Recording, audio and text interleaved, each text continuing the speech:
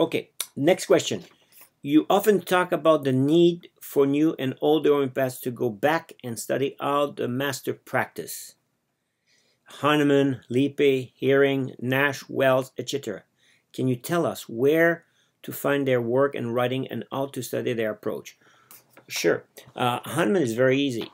You have the Organon, and that includes the introduction to the Organon, so you want to read all of it. You have the chronic disease, the theoretical part, also, but you also have in the Mathematica Pura, as well as in the chronic disease, introduction to remedy. So you also want to read this. You also have the lesser writing of Hahnemann, and once you have read the Organon with the introduction and the preface, you have read chronic disease and introduction to the remedy in Mathematica Pura and chronic disease and the lesser writing. You have read most of Hahnemann's work. You could supplement this with his life and work by Bradford in terms of the letters and life of Hahnemann with his the letters. And you can also read Richard Hell, because the letters are very interesting because they tell what Hahnemann actually did and practiced and said to his patient and colleagues and so on. So you'll notice, for instance, in the letters that Hahnemann practiced hygiene in every patient, every visit, writing visit. You can see how he instilled the patient to do exercise on a daily basis, to take fresh air, to go to bed early, to eat well, and so on. So this you will not necessarily get through, let's say, chronic disease. You might say a sentence there, but you don't see to what degree it is important in practice. But when you read the letter, it's important. So that's for Hahnemann. Lippe, there's some material on available to read Lippe. You know, I'm trying to publish his work. It will be available sometime when I have time to complete it. But if I put myself to finish it, it will take about a year still while I'm practicing. But right now I'm dealing with the skeptic, and as long as I'm doing with the skeptic, Lippe will have to be on the shelf. But I would see in the next few years it should be out. So that would be a good book. When Lippe comes out, what I would recommend people to do is to read Hahnemann, understand it very well, and then read Lippe. And then everything will become crystal clear, and go back to Hahnemann, and then it will be done. You could go back to Lippe again, because you always learn more when you read the second time.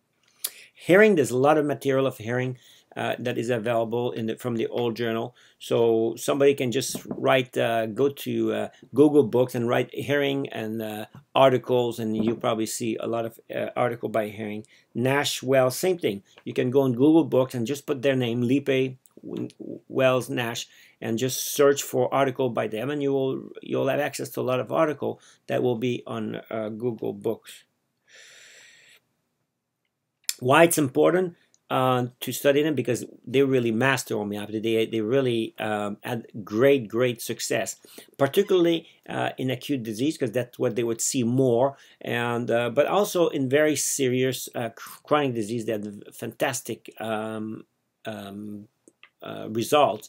So it doesn't matter whether you're practicing with acute or chronic cases. The idea is to understand the methodology and the principle of homeopathy, and they did understand very well, because you can see it from their success. When they said they had epidemics and where they didn't lose a single case, when the mortality, let's say in one epidemic of Lippe, I think the mortality was in the 95%, and he says that I treated 125 cases without a single loss. It's extraordinary. This is incredible. Another epidemic of Hering and Lippe were involved, where it was a malignant diphtheria, and there was 300 cases, and neither of them lost a single case. It's extraordinary. So it means they brought the practice of homeopathy, especially in acute cases like this, to mathematical certainty. In other words, it would be a rare, very rare exception. They will not be able to have success in acute cases. And similarly, in chronic disease, you could apply the same method and have very good success. Today, we're treating mostly people with acute chronic disease, so we have to develop our own ways to get the success that is possible with the method of Hahnemann that was made better by the Hahnemannians, Lippe, Hering, Guernsey, Wells, Nash, and so on. And one of the things they brought the teaching of Hahnemann a bit better than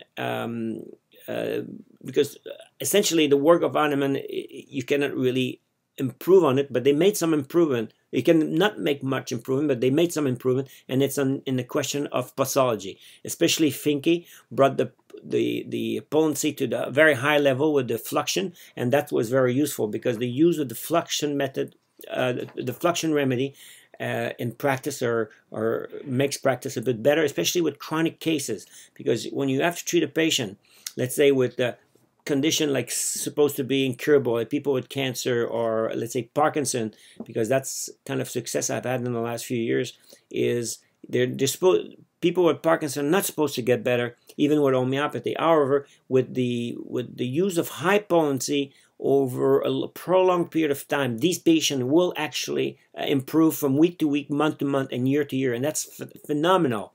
And that's thanks to the work of the Hahnemannians that follow Hahnemann, because they brought the higher potency, and with the concept of the higher potency and that the sky is the limit, we can always go up higher and higher in our higher potency and use them and change the potency as we want it without worrying that we will run out of potency. So that's a very, very great advantage that over the work of Hahnemann that the Hahnemannians have developed, and today we can put in practice this aspect of the work of Hahnemann and the Hahnemannian to the type of patient we see today with very good success.